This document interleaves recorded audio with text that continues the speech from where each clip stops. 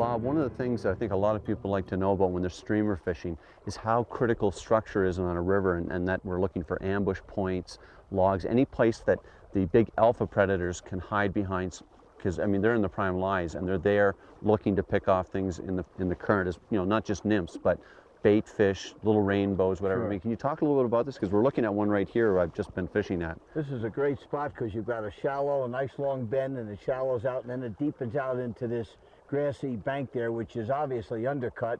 The water slows up a little bit, but as we're talking, we're seeing a lot of olive flies out there, so we got some blue-wing olives hatching out. Don't see any rises yet, but that's a great ambush point.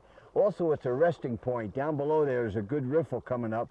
The browns on the spawning run, rainbows as well, will come up and hold in that. And when they're holding and rested, they'll feed. Once they're moving through in this fast water, they may not feed as well. They're moving. But right there, that's an ambush point. They'll hold, they'll rest, and they'll feed.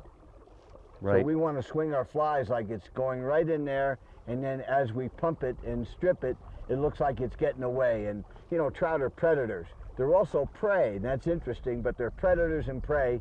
But when they see something smaller than they are getting away, they're going to use their instinct to chase it and grab it. And maybe they're not even hungry. They'll just grab it. Yeah, and that's what we get a key in. Yeah. And that's what the presentation we were talking about is so key to this, right? Yeah, it's exactly right. Just work down.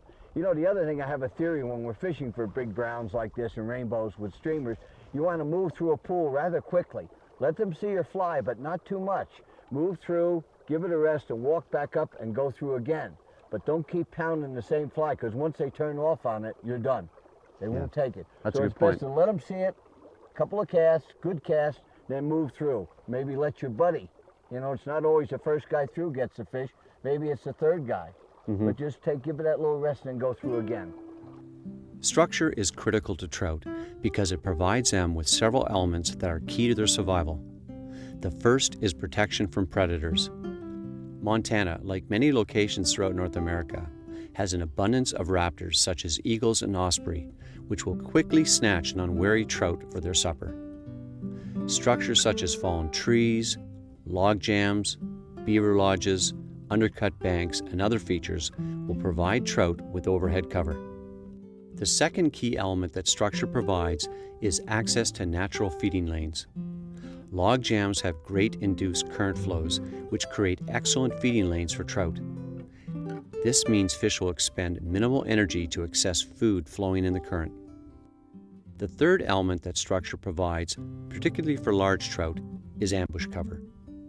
Large trout, which are focused on big meals, are always looking for cover to hide behind, from which they can pounce on careless baitfish and juvenile trout. Large trout require a great deal of protein in order to sustain their health. Eating smaller fish is their best option. Structure provides them with ideal ambush points for staging their attacks. I got a real little one here, Colin. Real little brownie. Oh, they're here.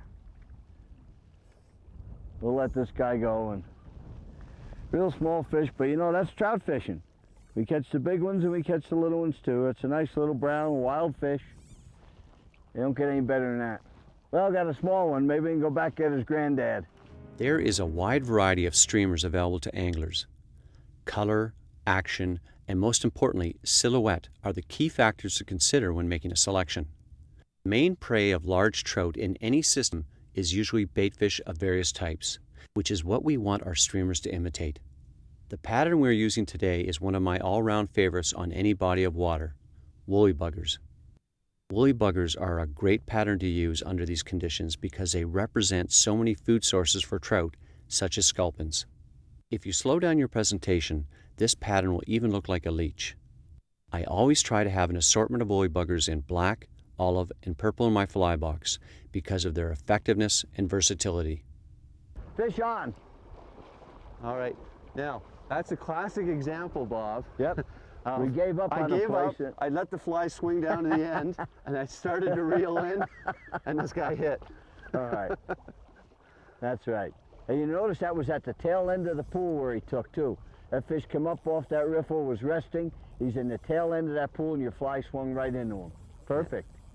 You know what I love about streamer fishing, whether they're small or big, and I don't think this is a real big fish, but they always hammer streamers. Oh, they take it. Yeah, You know when you get a strike. We live for the strike. Oh, he just got off.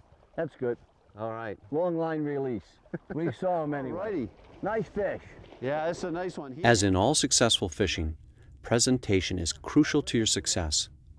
You can have the right pattern, fly line, rod, and reel, but it's all useless unless you present the fly in a natural manner. Your presentation will trigger big trout into striking if you just understand some of the options you have available to you.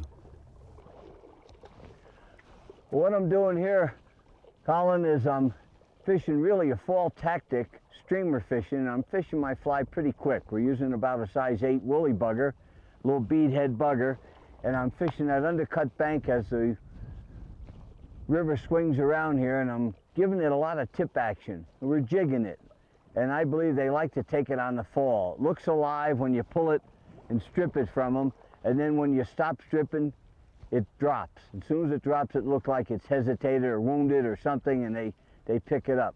So I'm going to continue working around. This is that intermediate Cortland line, which I like so much because it casts well and it sinks. So anytime you're stripping a woolly bugger or streamer or anything like that in a lake or streamer or a river, I like this line here. It really does a nice job. It's my favorite casting line.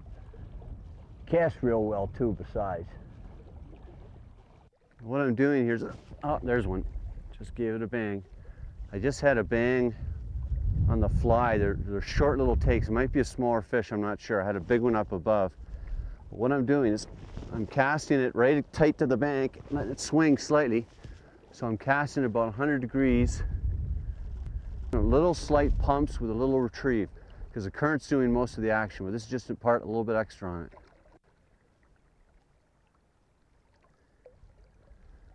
And it's important to fish it all the way through, right up to here, and then bring it in, because I've had a lot of hits just on the inside seam.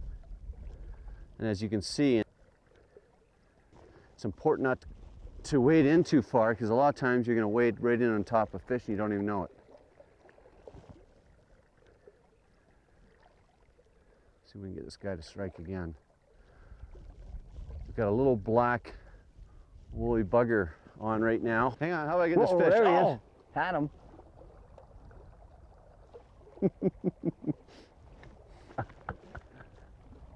You had that little one? Yeah. There's a little guy, you can tell. All right. Well, Bob, that guy took, I swung it past this structure over here, and he took, it's just a little trout. He hammered it pretty That hard. looks like another brown too. We haven't got one rainbow yet today. Yeah, Nice it is. fat It looks brown. like it's another, yeah, it is brown. Yeah, It's a little brown. nice brown. You just take them off. These are barbless hooks, so it just pop off real fast. Yeah, There he goes. nice. Outstanding. We're Where's one getting of your closer to the reservoir. We got about 3 pools and we'll be there. All So right. they're starting to get hopefully some bigger fish in here. Good fish. Good fish on. Feels good. He isn't that big. He for today, he's the best thing I've had today. Feels pretty good.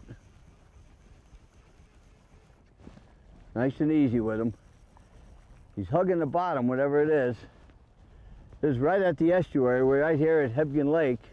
It feels pretty heavy. It's a good fish. Come on, baby. Oh yeah, big boy. Real big boy. That's a big fish.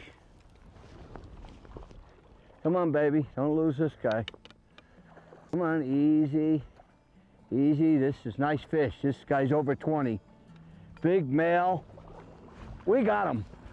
There's a fish for you. Wow, big male brown. And look at the hook came out. That fish is about 22 inches.